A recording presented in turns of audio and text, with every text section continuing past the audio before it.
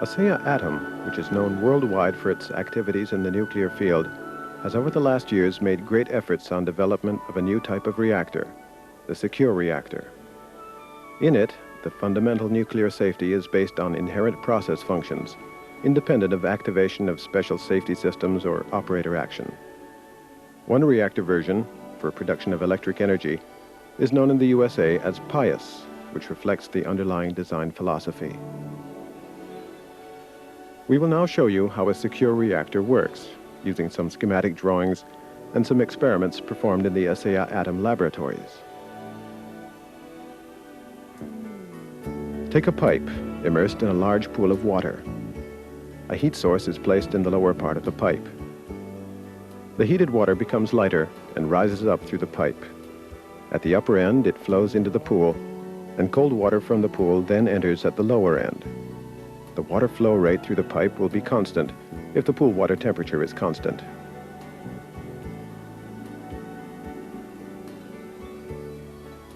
Now a pump loop is connected to the pipe. With the pump at standstill, the water flow through the pipe is not affected. But when the pump is started and its flow rate adjusted to the flow rate in the pipe, we will have a separate circuit. There will be no water flow into the pool and no water enters from it. A pipe bend is added at the upper end of the pipe to avoid outflow of warm water to the pool. In this pipe bend, the warm water will be standing above the cold pool water, and we know that warm water can be layered stably upon cold water. In the pipe openings towards the pool, tube bundles are added to make the interface between the warm and cold water more stable. By means of a heat exchanger, the heat in the separate circuit can be transported away and utilized. Finally, a pressurizer is added at the top of the circuit, designated as the primary circuit. By means of steam or gas, the whole system can be pressurized, and the temperature of the primary circuit can be increased far beyond the boiling point at atmospheric pressure. In a secure reactor, the heat source is the reactor core, made up of fuel assemblies. These comprise a number of fuel rods containing uranium dioxide pellets, as in other light water reactors. The water in the pool is cold and has a high content of boron, a natural element which absorbs neutrons. When this water enters the reactor core region, the boron will stop the nuclear reaction. During normal operation, the boron content in the primary circuit water is low, and the reactor can operate. There are no control rods, and the reactor power is controlled by varying the boron content. Injection of boron reduces the power level. Injection of clean water increases it.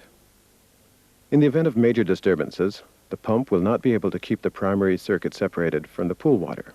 Cold borated water from the pool will enter the primary circuit, and the reactor is shut down.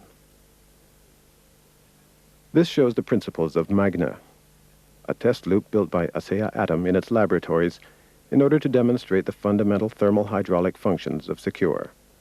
The large vertical standpipe to the left represents the large pool.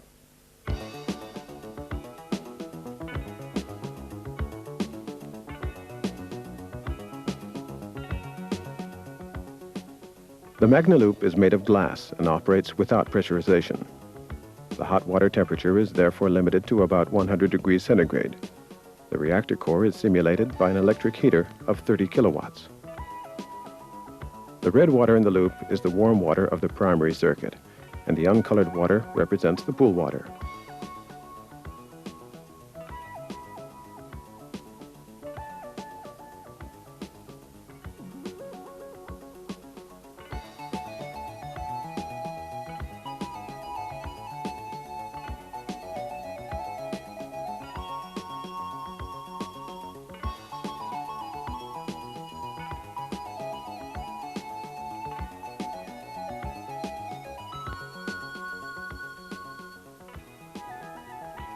The interface between the red and the uncolored water, that is, the warm and the cold water, is very sharp.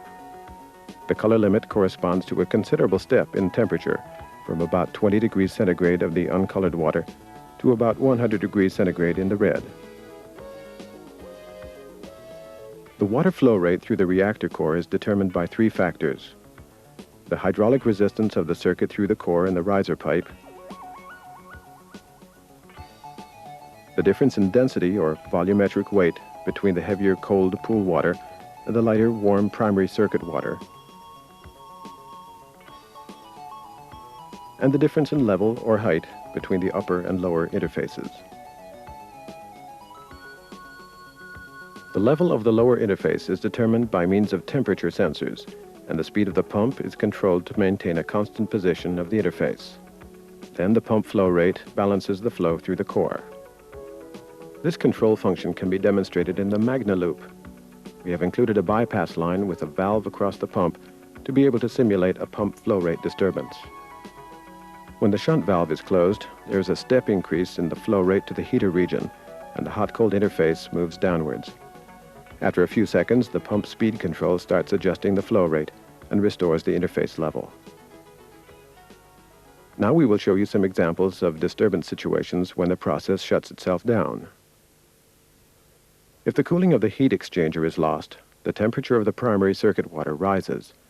Eventually, boiling starts above the core, and thereby the density difference in relation to the pool water increases rapidly. The water flow rate through the core increases correspondingly, and the pump control cannot follow the increase rate. Cold borated pool water enters from below, and the reactor is shut down. Here, the cooling of the heat exchanger of the test loop is shut off.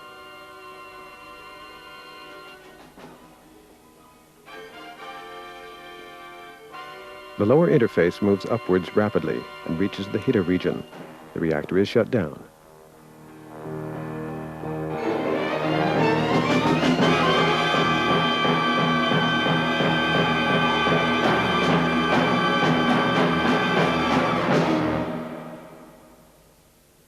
The next disturbance situation we will show you is a pump trip. First, schematically. When the pump stops, the forced recirculation of water in the primary circuit will also stop. Pool water with a high boron content will enter through the lower opening, and the reactor is shut down. At the same time, warm water will flow out through the upper opening. Here, the pump is tripped. The lower interface rises rapidly. The uncolored cold pool water reaches the heater or core within a few seconds and shuts the reactor down. Part of the cold water flows backwards through the pump circuit. The rest continues up the riser pipe, and again, red, warm primary circuit water flows out into the pool.